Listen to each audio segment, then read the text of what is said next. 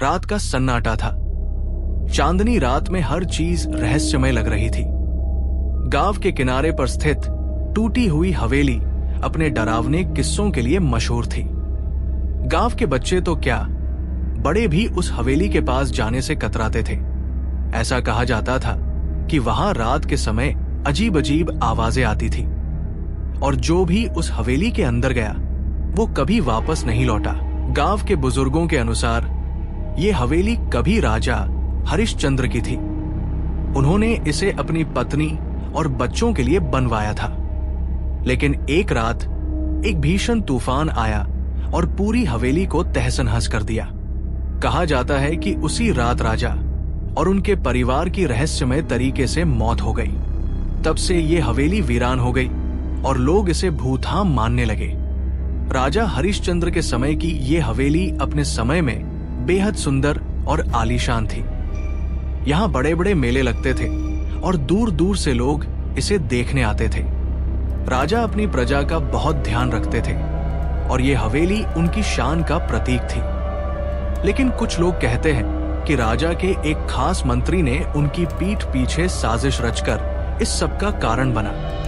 इस साजिश में क्या हुआ, ये आज भी एक रहस्य बना हुआ है। इस बार कहानी में प्रवेश करते हैं चार दोस्त, रोहित, आर्यन, नेहा और सिया।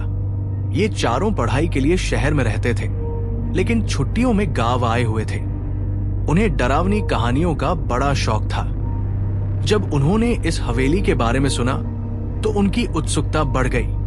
नेहा ने कहा, अगर ये हवेली सच में इतनी डरावनी है तो हमें इसकी सच्चाई जाननी चाहिए। आर्यन ने डरते हुए कहा, लेकिन अगर ये सच में भूतहा है तो हमें अपनी जान का खतरा हो सकता है।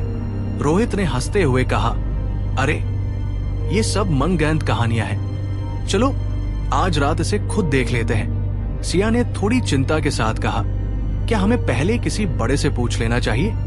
रोहित ने जवाब दिया, नहीं, अगर हमने किसी से पूछा तो वे हमें जाने नहीं देंगे। आखिरकार सबने तय किया कि वे आधी रात को हवेली में जाएंगे। चारों ने अपने अपने बैग में टॉर्च, कैमरा और कुछ खाने पीने का सामान रखा। आधी रात को चारों दोस्त टॉर्च और कैमरे लेकर हवेली की ओर चल पड़े। हवेली की टूटी फूटी दीवारें, जाले से भरे कोने और अंधेरे में चमकती खिड़कियां बेहद डरावनी लग रही थी। हवेली के आसपास एक अजीब सन्नाटा था।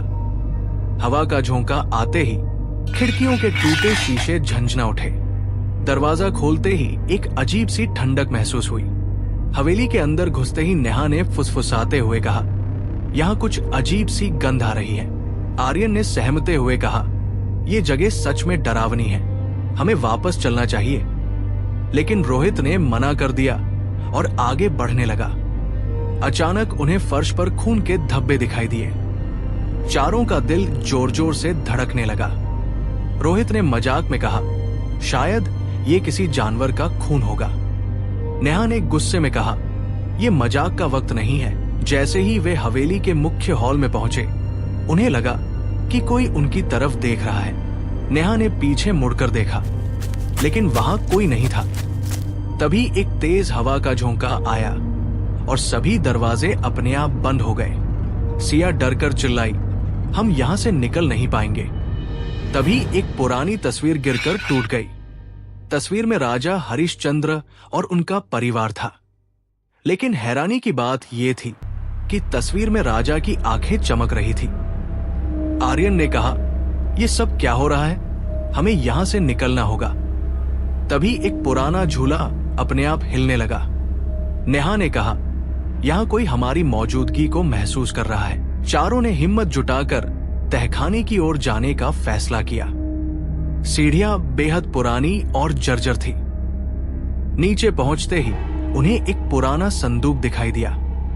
रोहित ने उसे खोलने की कोशिश की, लेकिन जैसे ही उसने संदूक को छुआ, हवेली के अंदर जोरदार गूंज हुई, जैसे कोई गुस्से में चिल्ला रहा हो।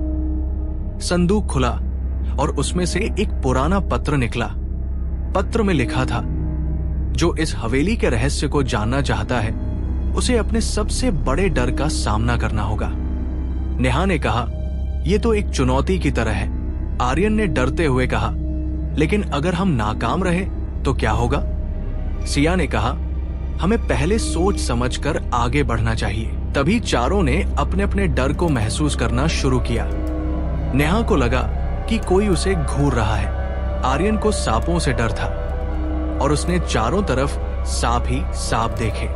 सिया को लगा कि वो एक अंधे कुएं में गिर रही है। रोहित को लगा कि वो हवा में लटक रहा है, लेकिन नेहा ने साहस दिखाते हुए कहा, ये सब हमारे दिमाग का खेल है। अगर हम डर के आगे हार गए तो हम कभी यहां से बाहर नहीं निकल पाएंगे। चारों ने मिलकर एक दूसरे का हौसला बढ़ाया और अपने डर का सामना किया। जैसे ही उन्होंने ऐसा किया, उनके सामने एक दरवाजा खुल गया। दरवाजे के पीछे एक और गुप्त कक्ष था। जैसे ही चारों ने गुप्त कक्ष में प्रवेश किया, उन्हें दीवारों पर अजीबोगरीब चित्र और लेख दिखे।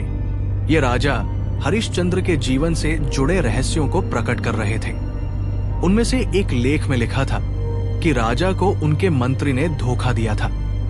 मंत्री ने राजा को यह विश्वास दिलाया था कि हवेली में छिपा खजाना शापित है और उसे नष्ट कर देना चाहिए। राजा ने अपने मंत्री की बात मान ली, लेकिन मंत्री ने खजाने को खुद हासिल करने के लिए ये चाल चली थी। जब राजा को सच्चाई का पता चला तो उन्होंने मंत्री को सजा देने की कोशिश की, लेकिन मंत्री ने जादू टोने से राजा और उनके परिवार को खत्म कर दिया। राजा की आत्मा ने कहा, तुमने अपने साहस से इस हवेली के अभिशाप को खत्म कर दिया है। अब ये हवेली फिर से शांत हो जाएगी। अगली सुबह चारों दोस्तों ने हवेली को अलविदा कहा और गांव लौट आए। उन्होंने तय किया कि वे इस घटना को किसी से साझा नहीं करेंगे, लेकिन इस अनुभव ने उन्हें एक नई सीख दी। डर का सामना करने से ही उसकी जीत होती है। गांव में अब हवेली का डर धीरे धीरे खत्म होने लगा। कुछ महीनों बाद हवेली की मरम्मत कर दी गई और इसे एक संग्रहालय में बदल दिया गया। ये जगह अब साहस और सच्चाई की प्रतीक बन गई।